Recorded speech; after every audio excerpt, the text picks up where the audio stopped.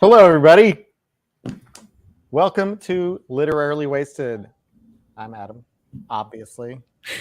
But we have two special guest hosts with us today. Jeff and Kira, welcome. Thanks. Yeah, thank you very much. You may have seen them in the other places, like the Facebook group, Discord. They're all over the place. But they're here tonight helping us talk about the Lies of Locke Lamora. Christy will be here soon, as you can see by this thing, because she's trying to get the baby to go to sleep. And it's not going very well. But hello, everybody. Do I have to do the song thing? Oh, man. It's not going to be me, for sure. Oh, Natalie says Kira has... Oh, no. Oh, no. The pressure. Oh, yeah. Your first guest host, you got to sing the song. You don't have to. You don't have to unless Natalie, Oh, man. Okay. Okay, so who's here? I'll just do it because we got it first time. You got this. I got this. I'm a natural born singer. Here we go. Hi, Mariah and Giggles and Novi and Giggles and Novi and Novi and and Mariah and Giggles and Giggles. Y'all were just talking before the stream. Hang on, let me scroll down to like the Facebook. And Stacy and Jennifer and Cindy and Kristen and Brandy and Alex and Carrie. Hi, Willa and Brandy and Kelly and Judy and Christopher and Rachel and Kent. Hi, Mariah and Bethany, Natalie and Missy and Marianne, Mariah, Giggles, Jennifer, Ashley, Brandy, Natalie, Christopher, Tim, Bethany, Rachel, Kristen, Cindy, Joe, Bobby, Jen, Novi, Bethany, Joe, and Giggles and Joe. Yeah. Hey, Yeah, well done. I like to put my own little spin on it. You should next time. You should try it with the Next Generation theme song going. Oh, you're so right. All right, next time. Well, thanks for being here, Jeff and Kira, and soon to be Christy. I was just assuming that y'all have read The Lies of Locke Lamora, because that's what we're here to talk about. Yes, I read it. Be a little awkward if I hadn't finished it, and I'm just like... That'd be weird. That'd be weird. I'm just here. And Christy will be here soon. She has read this. This is, I think, her second time to read it, and this is one of her favorite books of all time. So she has been waiting for Literarily Wasted to read this book. How many times have you read this book? I've read it twice, I think, and listened to it on audiobook twice, and I started listening to it again for this show. Didn't quite get to finish it this time, but this is one of my favorite books in the last 15 years or so. Really love this book. Glad we read it. That's awesome. Kira, is this your first time? It's my first time reading Lies of Locke Lamora. Hey, mine too. First time getting to know the gentleman bastards. Cindy asked where the Pepkes. They're just dealing with a lot of stuff. They're like renovating their entire house right now, it seems. So they've just been dealing with a lot of construction and just a lot of craziness going on. So that they're just kind of dealing with that and taking some time to, Oh, there's Christy. We were talking about her. That's where they are right now. But so this is your first time, Kira. This is my first time. This is Christy's second time reading The Lies of Locke Lamora. I guess, Kira, we can start with you since this is your first time reading it. What did you think? In a nutshell. In a nutshell. For such a big book, let's see. It was a fun read. I enjoyed it. It was a good adventure one. The writing was very well done. Incredible world building. I had some trouble sympathizing with Locke sometimes, though. Yeah. When we read Six of Crows, I feel like I connected more to that gang. I was feeling a little more empathetic towards them than this group, but that's a good comparison. And I never really thought about it. We've read like a kind of a heisty, thiefy book before. Mm-hmm. Yeah, I mean that's valid. That's valid. And Jeff, I'm assuming this is your favorite book of the last 15 years that you Yeah, this is one of them. I was actually introduced to this book through another book club that I was a part of. As a matter of fact, yeah, before you guys though. It was okay. a couple of those people are in the group. I don't know if they're watching, but the people who introduced me to this book, and man, I just loved it from the moment I read it the first time, and I read the entire series, and have been waiting anxiously for book 4. But yeah, this when it comes to fantasy, this is probably one of my most favorite fantasy books for a lot of different reasons. Yeah. I guess I'll sum up my feelings too. I love this book. I had a good time. And I kind of have to because I'm married to Christy. But I really enjoyed it. Not to say I didn't have some issues with it, because I did, as one does. But on the whole, I felt like, even though this was like a 70 billion page book, like I felt like it moved. It was, there didn't seem to be a lot of fat in the book, which was interesting because it is such a big book. I mean, everything kind of, at least to me, everything kind of moved very, very quickly. It didn't, we didn't linger too much on plot points, but I enjoyed getting to know the characters and the gentleman bastards, and this world was very fascinating. Christy, how'd you like it the second time? I really liked it. So the first time I read it, I listened to the audiobook, which is fantastic. And then this time I read the ebook, and I don't know if it's because of the ebook or because we had the midway stop, and then I waited a couple of weeks to start reading it again or what, but I did feel like there was a little bit of unnecessary you did see stuff in there the was second fat half. for you. A little bit, and I didn't feel that way the first time at all. And I think it's because we paused in the middle. But I thought that was really interesting because my memory of this book is that it's flawless, and which it's not, of course, but I just really, really enjoyed it, and I still love it. But I thought that was really interesting. You missed plot. I found that after the times that I'd read it, the audiobook in this case is actually, I think it listens better, reads better than the actual reading the book. The audiobook production is really great. And I actually like that more than I do reading the book now. I don't know if I would ever actually read the text again. But you listened to it the first time. I listened to it the first time, and it was fantastic. Oh. Maybe that was the difference, because I read the physical book, and there were definitely parts that I zoned out during, just because it was those world building parts where it was describing the festivals or the areas, and yeah, you're right there. Now that you mention it, I had the same kind of experience, especially because it would happen, each chapter is broken up into little mini chapters, and it would happen at the start of a new section. So you'd have this thing that built into this cliffhanger kind of ending, and then you would start with this bird's eye view of what's happening, and it would kind of then shrink back into the action. yeah. And I can see, I do remember thinking a few times, man, can I just get back into it? Well, and where I felt like maybe there was a little fluff aren't those parts. I actually really love those parts and getting that other view and perspective of just how everything worked. I think the main thing for me that I thought was maybe unnecessary was when he was trying to get clothes at the beginning of the second half, and he goes to the bank and tries 3 times and ends up succeeding wildly. I love that. Yeah, but that was the one part I was like, did this really need to be in there? Yeah. But I mean, it was also really fun to read. It's just, yeah. And I agree with Carrie. There were some interludes in the second half that did seem a little bit out of context, I think, at first. And then you would read the next chapter and you're like, oh, okay, I guess I see why that needed a bit of setup. Oh. And I think the book also really loves to show Locke being clever. Yeah. So whether that's more than you want or just the right, that's probably per reader, but it definitely will linger on Locke being clever more than it does some other things. True.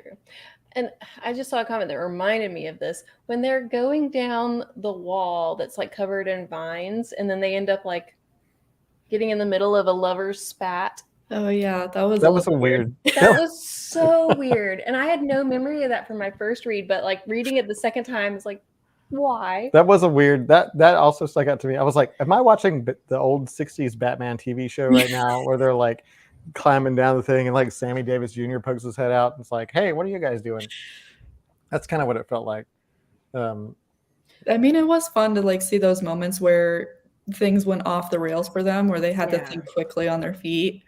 And that happens so often. They things just don't go the way they plan most of the time. And it was fantastic. So we actually talked about the first half of the book already last month, and that seems like forever ago. Yeah. But so starting, where do we start with the second half? Where did we stop? We stopped right before the meeting with the Grey King. So right Okay. before Locke has to get out of going to that meeting with Barsavi. So he like takes the poison, drugs or himself whatever. basically. And then they go down the wall, and then they actually have to be the Grey King, and then all hell breaks loose. One thing that I actually really appreciate about this book is that Locke gets his ass kicked a Mhm. lot. Mhm. Like, he gets so beat up, and I don't know. I love a protagonist that has to overcome a lot. Well, that's why you love this book so much. Yeah. Well, it's kind of interesting that you think Locke is really clever, but he fails a lot. Mhm. Like it doesn't go well for him a lot. And even the Don Silvara game, he would have failed at that if the Grey King hadn't come along. I mean, he would have been found out and would have not have gotten away with it. The Grey King actually kind of, in some ways, helped him get away. And I think that's interesting about Locke. Yeah. Yeah, he reminds me of, and I'd said this to Christy, that he's kind of like an Indiana Jones type to me. Not necessarily like the treasure seeking, but in the way that he just kind of finds himself in over his head a lot, and he's getting beat up, and he just kind of has to like kind of improvise and think on his feet and get out of situations. So I just really enjoyed that. I think that's one of the reasons why it was so easy for me to get through the book, is because I just wanted to see what he did to get out of the situations. Like when they pushed him over the waterfall or whatever it was, yeah. in the barrel of horse pee, I'm like, well, he's dead. Yeah. And he Yeah, I mean, it died. definitely kept you guessing. It wasn't easy to predict what would happen next, or even how they would worm their way out of the situation. Yeah, and I appreciated that. I just thought, from a writing standpoint, I thought it was really clever that they kept, the way he kind of set them up and then made them get out of the situations.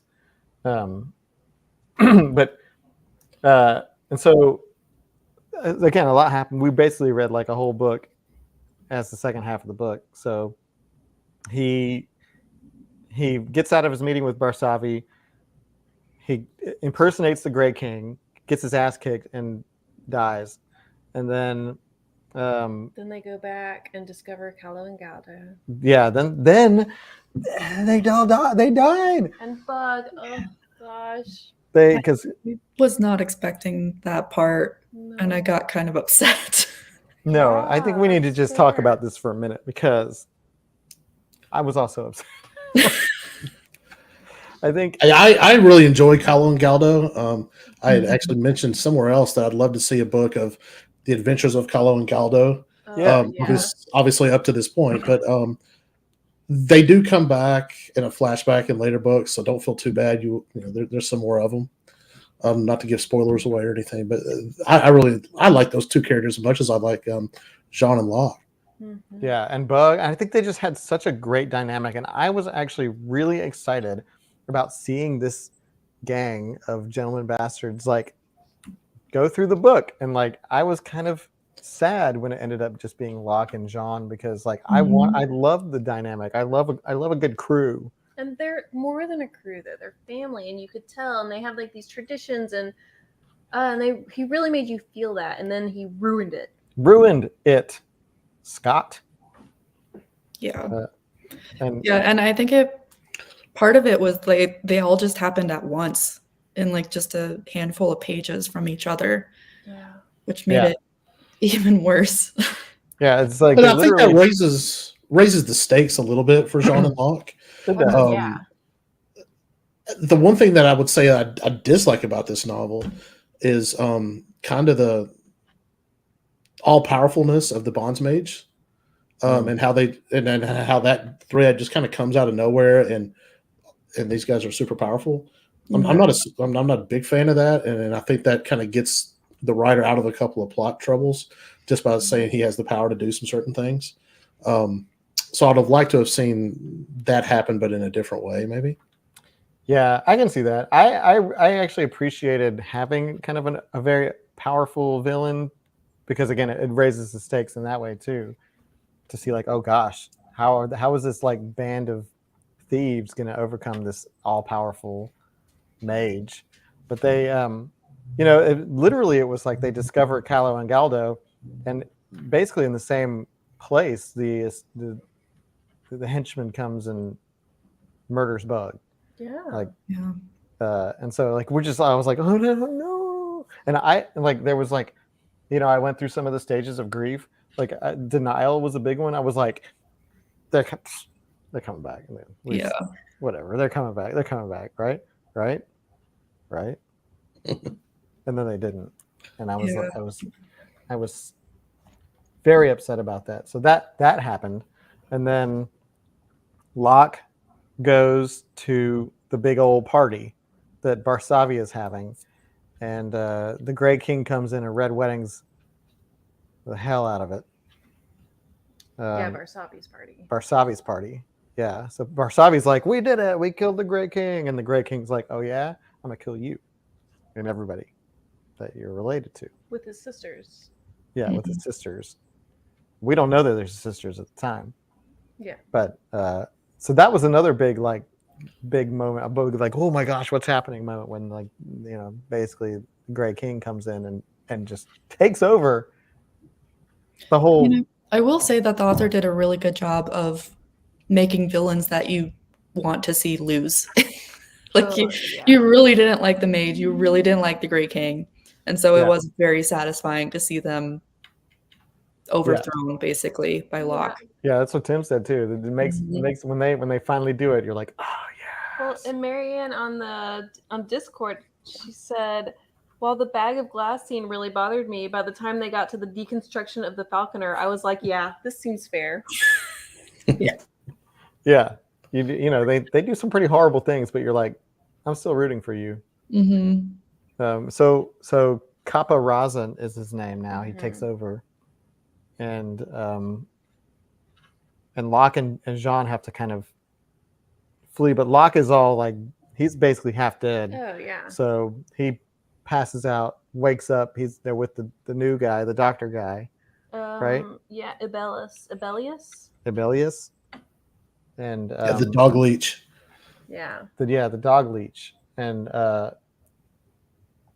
then is that when we? And then he goes to get clothes. And then the Miragio thing, which I loved it. I know you didn't like it, but I enjoyed it. I just thought maybe it was unnecessary. But it was still fun. I appreciated the long game here, where he's like going to basically just clerks that work at the bank and be like, hey, let me have your clothes. And they're like, please, no. He's like, hey, can I have your clothes? No. And then he's like, he sees the guy, Miragio, and he's like, I'm gonna get that guy's clothes. And it's a fun part of later in the book where he runs into him again wearing his own clothes. Yes. That part did make me laugh. Yeah, I enjoyed that. Yeah. And again, how he wormed his way out of that. He's like, oh, I asked the tailor to style my clothing after yours because you have such impeccable taste. Yeah. It's like, I want to be just like you. Yeah. And Miragio's like, okay. But that was just, I like the fact that, I don't know, I was like, man, he's really striking out here. I guess he's going to have to change his plan. And his change of plan was to like get the guy who's probably like the most heavily guarded person at that bank. And he does. And that just, I was like, this is why I'm reading this book. It's for moments like this. To just like, if you like that moment, you'll really love the start of the book too. Oh, good. I would definitely highly recommend that if you like that kind of interaction with somebody who's in power. That's amazing. Another thing about the Miragio section is he did that the waiter so wrong. Oh yeah. I was really feeling terrible for him, and like I still do, but at least Locke hooked him up. What was his name? Benjavier or something? Benjavier? Yeah, Benjavier. that was one of the examples where it's like I can't really root for Locke because this poor guy, he's just getting swindled out of everything, like lost his job, and you think he's gonna make I actually think that's an interesting thing to talk about. Locke's not a good guy. No. I mean, none of the bastards are. I mean, these guys will kill you. They're murderers. So how much do you really want them to succeed? And I think that's going to be individual to the reader. But it's not a guy I would want to meet in an alleyway for sure. Yeah. No, because he's gonna take all your money and probably your clothes too. But Christy, your phone's gone. It's gone forever. So yeah, I really appreciated the Miragio sequence, and I know it like dragged on, but I think that was really great. And then he's getting the clothes so he can reignite the Don Salvara game, right? He wants to try to get some more money from them so he can pay for stuff again, right? Like he's trying to like so that he can go after Caparozza. So he can go after Caparozza. He has to rebuild that Lucas Fairwhite image. Mm-hmm. Yeah. Lucas Fairwhite. So he so then he goes back to the Salvaras and they invite him to this thing. Meanwhile, we have because the spider lady, there was that scene between her and Donna Sophia where they basically had that conversation. She was like, invite him to the Duke thing. Yeah. So they invite him to the Duke thing, and we find out that Caparozza also has like gotten the Falconer to do some witchcraft to get Donna V, the spider, to invite him to the Duke thing. So everything's coming to the Duke thing, and no.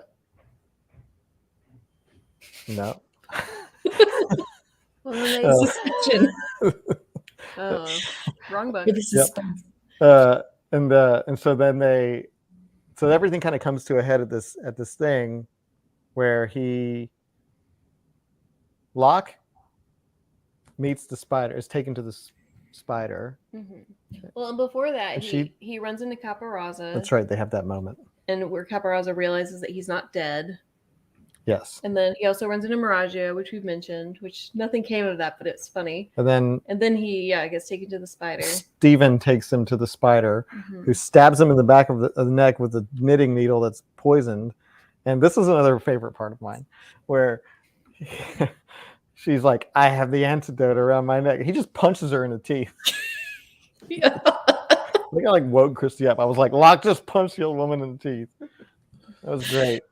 I can't say that I saw that coming. No, that was I really like that, because I was thinking, I'd probably do that if I knew that she had the antidote. She's like this old lady, why not? But yeah, when he punched the old lady, that was awesome. It was, and then so he punched her. He got the antidote, and he snuck out in the scariest way, the skyway, basically the like cage elevators, and then he went back, and the Falconer is there with his buds, and he almost makes John kill Locke, but then he's like, I know your name, and Locke's like, whatever, no you don't.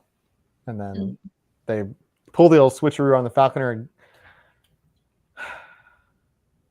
that was an epic scene. It was. He thought, like, he was pretty positive he had Locke's name, and yeah, it wasn't. Yeah, and he's like, oh yeah, and then they end up. Stacy, I saw that coming too, but it was still fun. Yeah, I saw it coming. I actually thought it was going to happen with Jean and not with Locke, but and then they end up dismantling the Falconer, which I actually think was kind of brilliant, because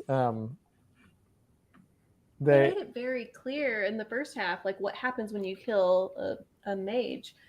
Yeah, if you kill a bond mage, you dead. He's following the rules. It's a fate worse than death. Technically, right. So Locke comes up with his own idea. Well, as long as I don't kill him, I can maim him and keep him from casting spells, kill his falcon or whatever, and then it's going to be okay. Yeah. So what happens to the Falconer after that, right? Like, they don't kill him. So Locke's made his own conclusion as to, what's going to happen after they do that. right, Mhm. loophole, which is nice. Nice. That they had those kind of loopholes. But then he realizes through what the Falconer's saying that Caparaza has planted bombs in the tower, Yeah. and the bombs are full of whisper I don't- smoke or whatever it I is. have a note on my phone, but my phone. Your phone's Yeah, on it's whatever. gone. Gentle Right, to the right, animals. right stone. Raystone, yes, Yeah. Raystone, and his plan is to like gentle the entire elite of Like entire families. yeah. Basically lobotomize them. Yeah. Mhm. Yeah. So that's a pretty big deal, I'd say. Pretty big. Just a little bit. Stakes. Knocking out a good chunk of the population. Yep. The wealthy population too, Mhm. and So Locke has to make a pretty big choice. I mean, is saving all of those people against the Nameless 13th's kind of commandments? Locke later says to, I don't know, maybe it was the spider or somebody, well, that's just way too much, guys.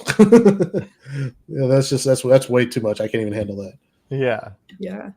I mean, so he does make the decision to go and like save everybody, and this is where I both appreciated it and also was disappointed at the same time, because from there on out, it's no more the Lies of Locke Lamora. It's the boy who cried wolf trying to like all of a sudden now he's telling the truth, and he's just basically, there's a bomb in the building. You have to believe me. You have to believe me, please, for the love of God. Like, do whatever you need to do. You have to believe me. Basically, the whole time is like just trying to convince person after person after person who he has wronged in some way or like deceived that he's now not lying, which I appreciate that he had to like then be that person. But also the reason I was disappointed was because I really wanted to see another scheme. Yeah. I wanted to see them like gentleman bastard their way out of it. And I think I was disappointed by the straightforwardness of the approach. Anybody else feel that way? I don't know. Is it just me? No, I mean that's fair. I think I liked that part because he had to do a complete flip in his personality, and because he made his living being a con man, like trying to convince people of the truth was that much harder. Yeah. So I think I don't know. I kind of liked it, but I could also see where another scheme would have been really fun too. Well, but he is kind of playing a scheme. Ashley in the chat, I think, pointed out he's still scheming about what to do with the boat and the water and the money that's on the boat. I mean, it's still all going through his head. He can juggle those thoughts all at the same time. Yeah, and I did appreciate that. I like that he's The still shit barges. Yeah, the shit barges. He made them all dig through poop, Three That barges. was pretty great. Yeah. which is awesome. As an epilogue, I still wish they had. Yeah, and I understand where you're coming from, but I agree with Kira. I love that he's been lying this whole time, and now he has to like get his way by telling the truth. I thought that was a great way to end it. I don't think he gets away with it without Sophia being there and just happening to be an alchemist, of course. Oh Yeah. Definitely. Saved by Sophia's. Look at her being useful. But oh man, all the food at that feast, like they were talking about the different elaborate creations. I just want to try all of them. Yeah, they sounded really good. Yeah. You smell like cooking the book. There will definitely maybe be a cooking the book for this book, but it won't be any of those amazing things. It'll be some of the actually There's too much fruit. Doable things from the beginning of the book. Too much fruit. Oh, I did find a recipe for that drink. The ginger one. Is it ginger that he had to drink as Wasn't that Lucas? supposed to be really spicy or something? Mhm. Oh yeah. There's actually a website that like It's this. Ugh. It's just this. No. There's actually a website that actually did a bunch of the recipes from the book. So we might use them. It's just Buffalo Rock ginger ale. That's the spicy ginger drink. No. No. It's an Alabama thing. Maybe someone can remind me how much of the backstory where Chains is training all of them happens in the second half of the book, like where he sends them away to get training at different places. Not There's a whole lot, because he sends some. John off to do the Death Temple or whatever. That was That was in the this second half. book. Yeah, the second half. And then The Death Temple was fascinating. that was fascinating. And John was able to use it a lot in the second half of the book too. Well, and then that's where I think they get some of their cooking ability. Of course, Chains taught him to cook too. But if I remember correctly, didn't they send Locke to a farm? Yeah, they did. Yeah. Yeah. Oh yeah, we didn't even talk about the death, like the death people. That seemed kind of crazy. That was really, really interesting. I enjoyed reading about them a lot. And like their whole methodology of like, we're gonna get you close. Yeah. We're gonna get you there. So Yeah, I thought it was fun where he's like, yeah, I'm out now. I'm bye. Yeah, he's like, he left the next day. Yeah. He left that night. Oh, damn. No. What? Oh. No. Yeah. Oh, no, you're not. I was laughing at that. That would be pretty easy to make. But no. Also, who is the person making a lot of money by collecting horse urine in this world? Because that was what, 2 giant barrels. Yeah, I mean that. I want to see that scene. I want to see Barsabi Get rid of it somehow. or the Grey King being like, "Hey, I got a crown for you if you just fill this up." I don't think you get to become a capo without having barrels ready to go. I Exactly. mean, you're planning way ahead for that kind of stuff. Yeah, you got to put that on your resume, you know. But the Death Countess book rivaled Scythe. I was looking at Giggle's comment about the glass roses. I definitely was expecting more about that ancient civilization, and I wanted that so bad, and it just never came up. And I almost thought that was going to be like the solution at the end, was that they were going to mysteriously return or something. Ooh. Yeah. I love it about these books that they don't really go into that. It just like, is. Okay, here it is, and we're going to live in it, but we're not going to really know much about it after that. Yeah, they like allude to the fact that there was probably aliens that lived there before. Or just like lived there. very strong magical beings. I think aliens is my headcanon, but I don't know if there's any data to suggest that's actually true. It's like the beings that were here before just left this elder glass that's amazing, and nobody knows how it works, and it's basically indestructible. And we have these glass roses. But yeah, reading about who was it that said, I love really reading about the other religions. Yeah, that was Giggles. I did too, even though they all sounded crazy. Like the death ones that are like, I mean, but there was also like,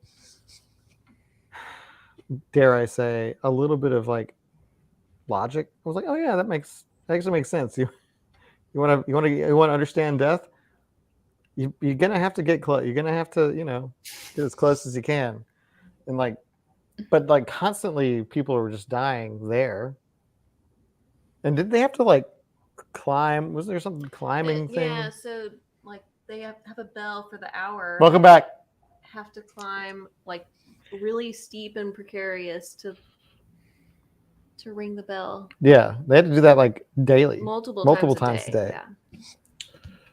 Yeah, I think their idea is they want the initiates to be as close to the death experience as possible. And hey, if you make it through, then you get to wear the hat or whatever. Bobby, that's gross. I did not need to know that fact. What? Oh, come on. No. Well, Did it work? Actually, above her said that they use it for making leather. Oh, and I've heard that's that the one about birth control from Stacy. Oh, no. Learning a lot of things today. Yeah, thanks a lot, Dan. Love all these urine comments. It's great. Yeah. So those of you with horses, how many horses would it take to fill a barrel? 3. Maybe it's just one. I don't know. Asking the important questions. Ask Mr. Owl. Depends on how much time you have. A one. A two. Oh, no. It's an old commercial. I remember it. I was there. Dang it, Adam.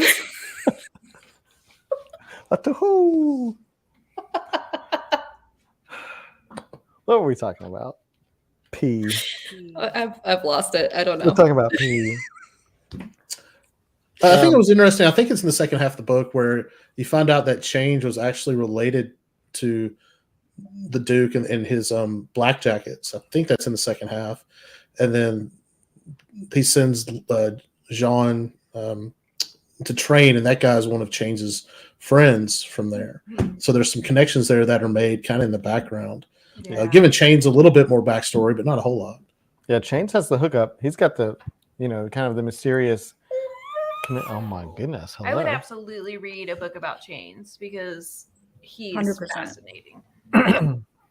He Yeah. was fun. Like, And you I said- mean, basically, the three of them almost built the city the way that it was, right? Because it was the They all came into power Duke, around the the same warrior, and yeah, You think about all the kappas or the time. dukes? No, it was Duke Nicovante and he was like the head of the military. He was training Jean. Oh Yeah. yeah. That was Chains. Chains was a very interesting character. So you're saying there's not a book about Chains? yes. Spoiler alert. Not so far, no.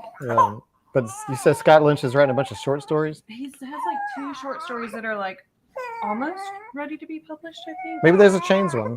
I hope so, because yeah, definitely want more of his background. Yeah, Well, it's Benny- either 2 or 3 novellas that he's written, and they're supposed to bridge the gap between book 3 and book 4. Yeah, exactly. Oh. I might have to We have a sad baby right now. You want to see his sad face? Oh, no. Can y'all hear that? He was utterly disgusted with the urine discussion. Yeah. He's probably trying to fill a barrel right now. There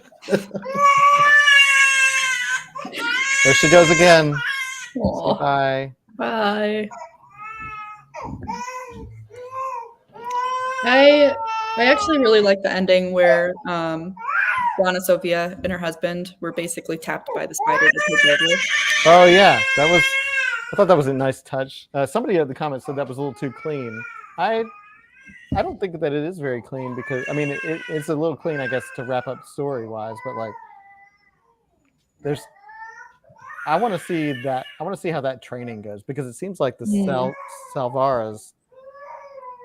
What do they know? Like, how do they? They're not secret agents. I could see it from the Donna. I don't know why the spider looped her husband into it because it didn't really seem like he was that clever. Yeah, that's true. Really worth taking the mantle of the spider, to be honest. So Yeah, I maybe was he a was little just there. surprised And she she was said like, both of them. "Yeah, both of you." Sure. Sure. Really just her, but yeah, you can do it too. Yeah, sure. Christy, we're talking about tapping the Salvaras to be the new spider. Also, Carrie's kitten wants to comfort Benny. That's true. Carrie's kitten. Oh. Very concerned. Send over the kitten. Christy's been wanting a kitten. I do. If y'all help me convince him. But that's for another time. Oh, I don't know. So next group hangout, got it. Yeah. That's That's what what we we can spend the do. entire hour on. Oh, buddy. There he goes again. Now, do you wonder if the secret peace will continue in Camor? That's an interesting question because, like, who would take over? There's a kind of a vacuum of power, right? Yeah, Um, because all the other guilds, the thief guilds, they never even touched the secret piece. Like they didn't want to disturb that. Yeah. I mean, chaos might kind of break out since there's not really a kappa. I would expect that's going to be true with the gangs because some of them went instantly to Raza, but Very certainly not all of them. So there's going to be a power vacuum. The Duke is still there, so maybe the Duke puts up somebody kind of as a puppet, maybe not. Obviously, Locke and Jean have to flee, so they really won't be part of it. But I do think that leaves that city in an interesting place. Was the Duke at the part? Was it a party for him? Was he anywhere nearby, or like what was the reason? He was the host. He was the host, I right? don't Was he think there? we ever saw him though, or like he wasn't shown in any of those scenes, from my understanding. I think he was just this kind of ghostly figurehead.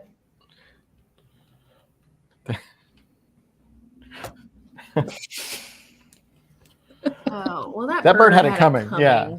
It was a bad bird, and this is someone who loves birds. I love birds, but not that bird. It was a bad bird. It was a bad bird. Damn. It was a mutation. It was more scorpion. His credit score is 400 now, thanks to that bird.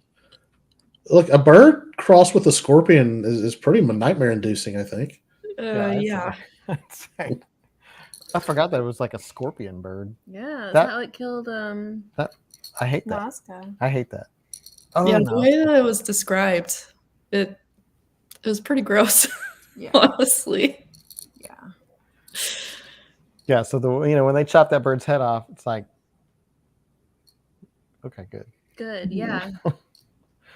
Plus, they had it coming, right? The falconer and all that. 100%. But we kind of went from this fun gang to this group of this two, like Locke and Jean, kind of had to scramble. You said there's actually a book cover that spoils that, right? No. So we were at Powell's in Portland, like the biggest bookstore, and it was one of the recommended books, but it said like a pair of thieves and their like antics, and I felt like it was a spoiler, so I took a picture of it to share with the group, and then I didn't post it because we were reading the book and I didn't want anybody to guess. Yeah, Mariah, I have it in my head now too. Cicero Lipschitz. I've only seen that once.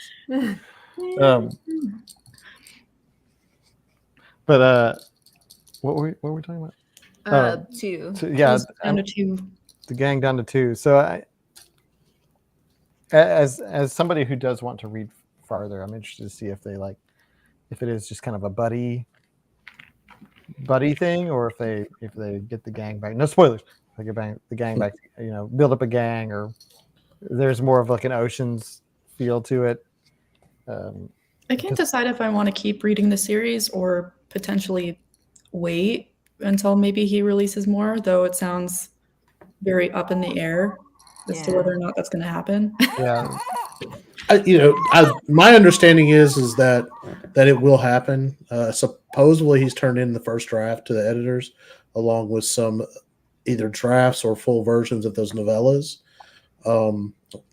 So he's further along than maybe The Winds of Winter is. I feel like we'll see that one first. I'll put my money on that. It's a race. Weren't there supposed to be like 7 books or something in the series, though?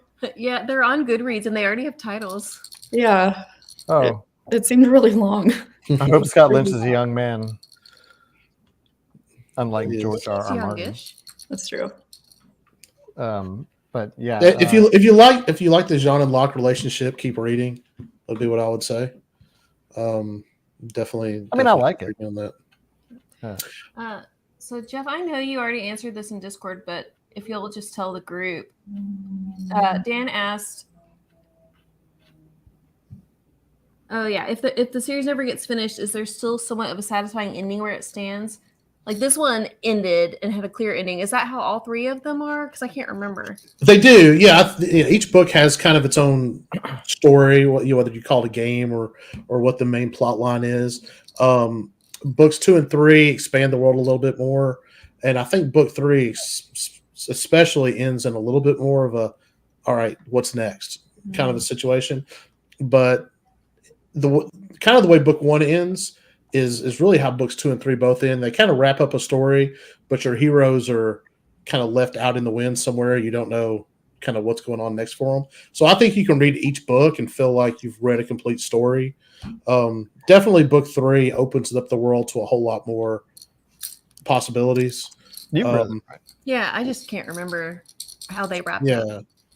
Yeah. They wrap up that main story with our main characters either in some kind of peril or beaten to a pulp, and having to figure out how they're going to recover from what's happened. Pretty similar there. I would like for them to explain, actually, now that we're talking about beating to a pulp, kind of how the medicine works, because it seems to be quite effective. Yeah, it does. Because Locke should be dead. They all kind of should be dead, but like Locke, especially after what we've seen him go through, should be dead. But the medicine, and even John after his battle with the sisters, like probably should have been dead. He should have been like bled out all over the place. Yeah. The secret is it's magic. Ah, yes, the magic. Those two are quite resilient, actually. Oddly resilient would be the way I would say that. Like they're like the guys from Jackass. I think that's a good place to talk about the final fight between Locke and the Grey King. Yeah. I mean, Locke had no chance there. And Yeah, almost and died. Yet he finds a way out through cleverness, I guess. Yeah. Okay. I You loved say the your thing. callback to that fight when they were kids. It was like, I just have to wait until John gets here. Yeah. Oh, it was so Yeah. good. I love the callback. I love the callback too, but I actually wish that Jean had been there. Like that was my thing. Like I was so excited. Like I knew what he was doing when as soon as he got like stabbed through the arm and he was like now like something grappling onto the Grey King. I was like, he's doing the thing. And then it played out and he was like, and then he was doing the maniacal laughter and all that. He's like, I just need to wait until Jean gets here. And then the Grey King turned and he wasn't there. He was just like, I caught him in a moment of lapse and then I'm going to beat him up. I would have cheered so much if Jean had been there and been like, sup. And then like they both could have dismantled the Grey King together. I was kind of sad that it didn't, like the callback didn't play all the way through. That's just me. I still enjoyed it. No, I think I agree with you on that. I would have liked it had Jean come, even though he was saying like, I don't know if I can make it in time, or he's really injured. Yeah, it just felt like Locke's luck was a little too good. Well, it puts you in that, is Michael Jordan that good without Scottie Pippen situation, right? How good is Locke by himself versus with Locke and Jean together? And that synchronicity that happens. So I liked Locke. I liked Locke being able to at least win his own battle at the end. I think if you're watching a film version of this, Locke being there when the camera pans not Locke, but Jean being there when the camera pans would be kind of a great shot. Oh, it would be so good. Yeah. That's why I was picturing it in my mind, and I was like, yeah, I was like ready to cheer for Jean to be like, hey, boom, you're dead. Because I think it would have been like, I know that Jean killed the sisters, but I feel like it would have been cathartic to have both of them who lost their family to this guy, for them both to have been able to dispatch him. And of course, Jean did arrive, and he's like, Locke's like, I'm dead. Jean's like, whatever, no, you're not, because you're the book's named after you. Actually, is a good point. That it is very much a hero's journey. You see your comment. Oh, this one? Yeah. Yeah. So I mean, I guess if you view it in that regard, it's pretty true. Or I guess that was a very fitting ending for the two of them, just because, as you said, both of them kind of lost their family to each other. And so at the end of it, it was just the two of them facing off and seeing who could be cleverer than the other. Yeah, more clever. Mm-hmm. Although it really just kind of came down to like one moment of cleverness that he stole from himself. But it's because he has a reputation, though. Yeah. And Jean has a reputation. And there was a long time, speaking of reputation, there was a long time where I was wondering why is the Gray King coming after them? Like, why is he going after? Why them? Because there was a deal was made about how they kind of fly under the radar in terms of like Barsavi's Garistas and like the pecking order, and the Gentleman Bastards were like down here, not too much on the radar. And I was like, why is he coming after them? And I guess we find out at the end that the Gray King, with through his Falcon spy, just kind of found their hideout and was like, oh, they have a lot of money. I should. Yeah, I can pay for the mage for a whole extra month if we clear them out. Yeah. Got to put your typo on the screen. And then this.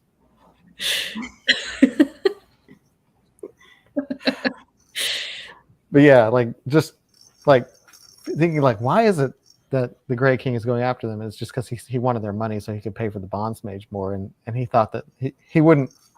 They had some argument at the end where Locke was like, why didn't you just ask me? Would have given it to you. We don't buy a lot of things. Yeah. And the Gray King was like, I couldn't take the chance. That was the other thing that drove me crazy. I was like, okay, if you're going to do the whole Robin Hood thing, steal from the rich, like at least give the money away or do something cool with it. Though I was appeased a little bit when he sunk the ship with all the treasure in honor of the memories of Bug Hollow and Caldo. Yeah. Bless you, Benny. Yeah, I heard that. Yeah. Well, one question I had when I read this book, and I still have it really, is Chains had a plan for something, right? He was building towards something, and then all we know is that something happened to him. He died.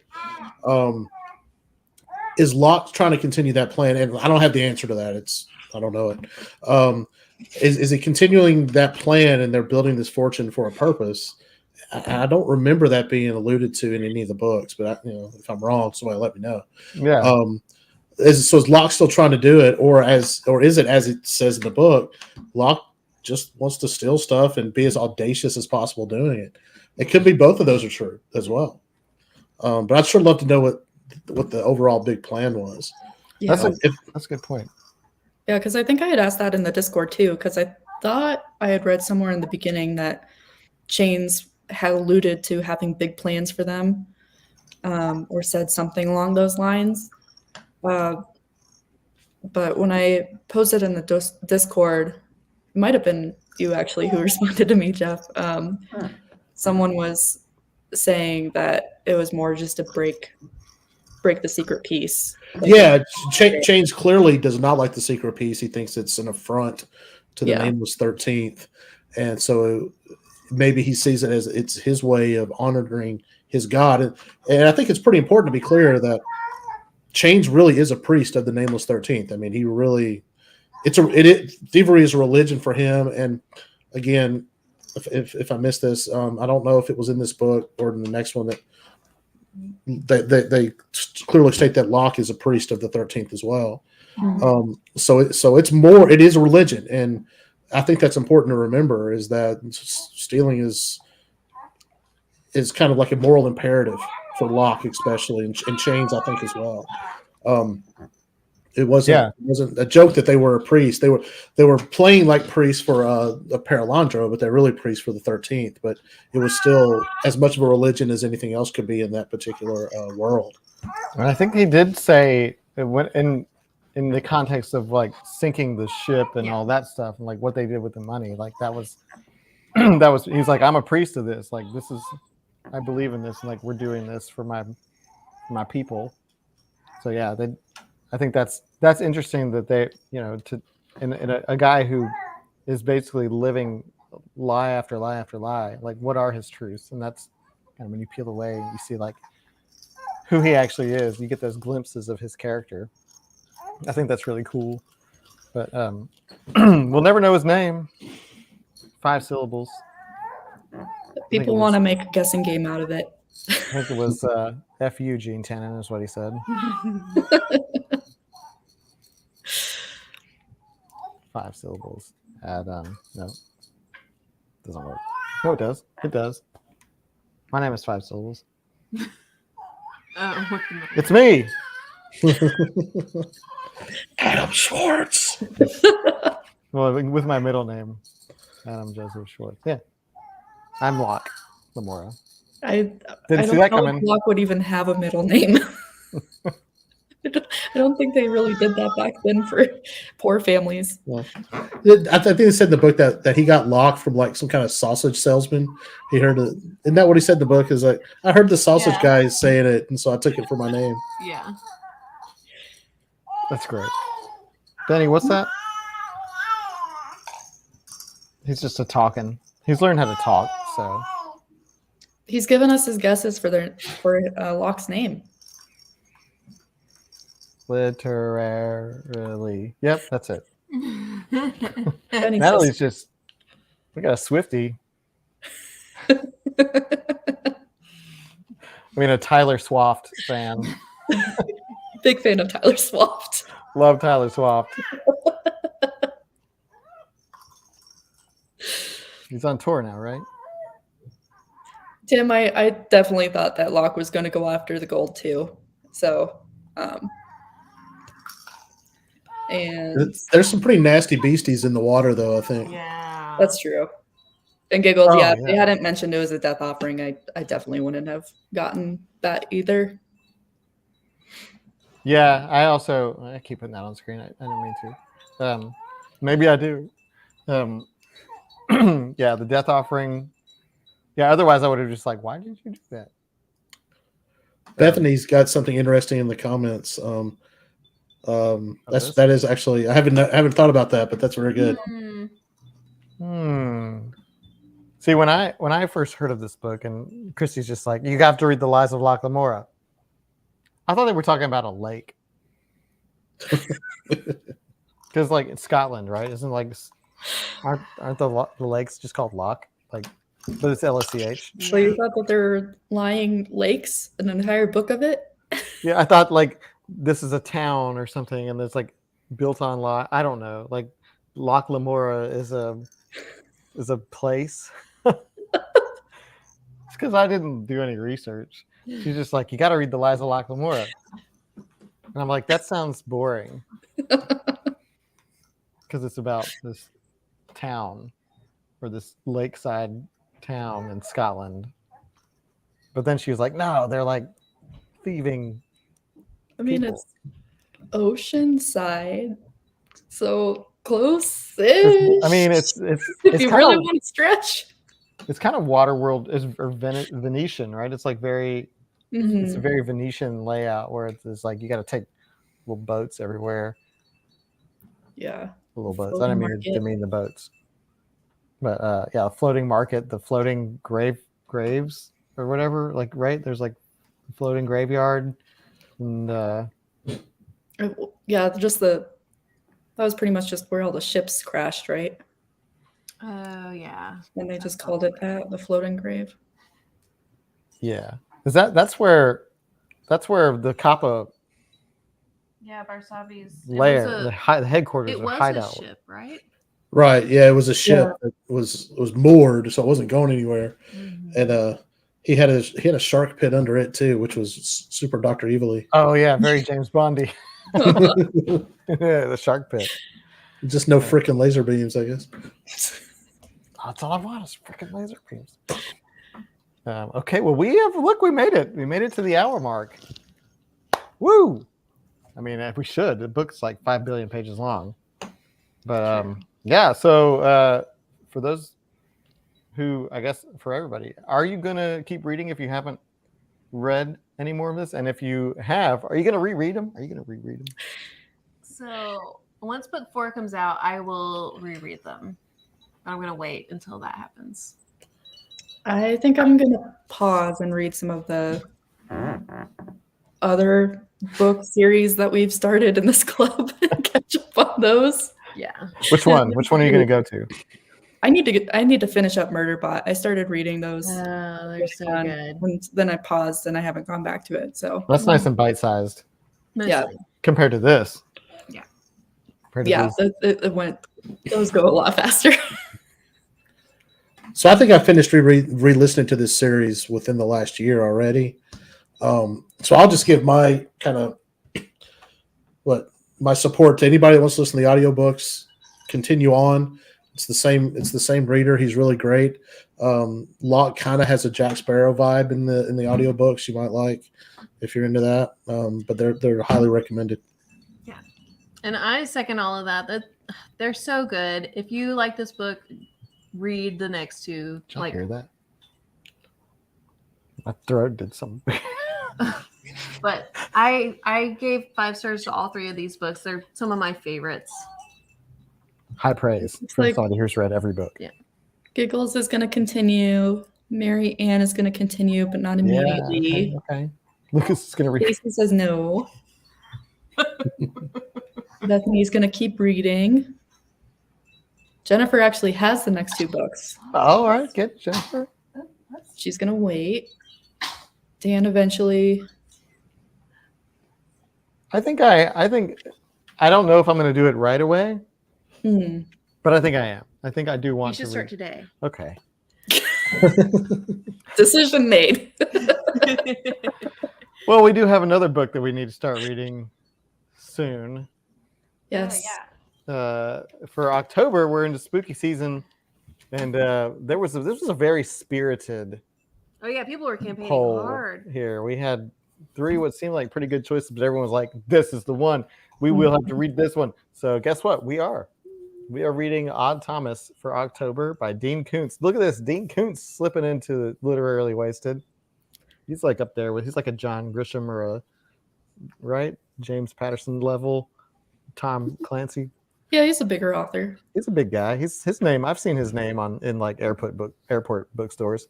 So, because that's how you know you've made it. But Odd Thomas will be October's book, and I'm looking forward to it. You haven't read this? I have not. Have y'all read this before? I have not. No. Hey, new book for everybody here. Yeah. That's cool. But apparently everybody in the comments has already read it because they're all like campaigning hard for it. Yeah, I need the big Stephen King fans out there to tell me if I should read it or not, because there is some controversy over Koontz in the King world. Oh, they have a bit of a competition. King versus Koontz. It may be a one-way competition. Dan has created the Discord channel for Odd Thomas. So if you're on Discord, you can go chat about all of the things Odd Thomas there. And the Discord channel will remain up for will remain up for Lies of Locke Lamora and all the previous books that we've done since we started Discord. So if you have anything more that you want to say about Lies of Locke Lamora, you can find us there on Discord. And I can finally unmute the channel so as I can get all the spoilers. Yeah. So when is our? Do we know the dates? What are our dates? I think it's on the calendar. It's on the calendar. Well, so the 11th. 11th is the club meeting, And then fun club meeting. The 25th. So it's kind of early because the next Wednesday is the 1st. Ooh, So ran out of Wednesdays. 11th and the 25th. So on the 25th, on October 25th, we'll be discussing Odd Thomas, and on the 11th, we'll have another club hangout fun time meeting. Yeah. So everybody's like, "You're gonna love Odd Thomas." This is a series too, right? Yes. Yeah. And there's a movie. Someone says it's on Netflix. Whoa! Oh. And Yeah, I think it may have been Anton Yelchin's last film. Oh, R.I.P. I think I could be right about that. I'm not sure. Check off. Ashley, we just have different conversations on Discord. I think Facebook and Discord have an equal amount of conversation going on. Oh yeah, you can find. Yeah, but they're different. Yeah, different vibes in each place, I would say. We have a good time over at Discord too, so It's a good time. come join us. Yeah, Nobody's ever too old. Never too old, Stacey. Yeah, and it there's a bit of a learning curve. It's not like Facebook. It's it's more of it's its thing, but you get the hang of it, and then we have plenty of people who will help you yeah, everybody's so helpful. find your way. So I hope somebody will post the link to the invite. But big Ashley, thanks. You're doing important work. Keep it up. Yeah. Yeah. Big thanks to y'all, Kira and Jeff, Yeah. for guest hosting. It's fun having. Hope y'all had fun. Oh, absolutely. Yeah, that's great. Lies of Locke Lamora. Hope you all have fun too. It's good to see your faces and get your thoughts on stuff. It's great having you. So we should do it again. We should have you all back. Yeah. It's fun to do or see some guest hosts. Yeah. Yeah. It's fun for When us too. Holly and Lucas or anyone else can't make it. Yeah. So we want to start doing that more often. So and everybody's like, thanks for co-hosting. Yay. And Kent's birthday, October 25th. Oh, yay. So you better be there because we're gonna have a party for you. Well, and if you're not there, we totally understand. If you're not And there, we'll still wish you having happy your own birthday. party, go for it. And just make sure to have ice cream. No pressure. No pressure. But thank you to everybody for being here, and we had a good time. And we'll see you in October. Yay. Bye, everybody.